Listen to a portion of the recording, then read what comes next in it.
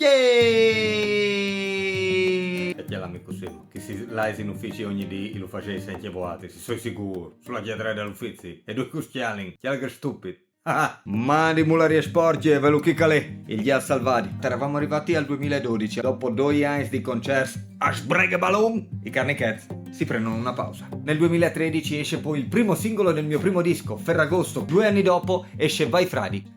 A partisce il disastro. I monti sul palco dal Primi di Mai a Roma, rinchiantato par Furlan davanti a 10.000 persone, c'è bombe madonne. Poi nel 2018 è uscito il mio secondo disco, Orizzonti Verticali. È un concept album di rap montanaro in cui le montagne sono al centro della narrazione. Tra l'altro, non penso che sia mai stato fatto. Rap montanaro intendo. Se avete notizie diverse in merito scrivetelo qua sotto nei commenti. E dopo Nuepo. Disastro. Arriva la pandemia e nuovo artisti piccoli, independence. E la chiapinta è come Dons, come che dici in Friul. Nel 2022 esce il mio terzo disco, Mondo Nuovo. È stato il mio disco più difficile sicuramente, ma voi l'avete amato lo stesso e vi sarò eternamente grato per questo. E insomma alla fine si arriva al DDW e come?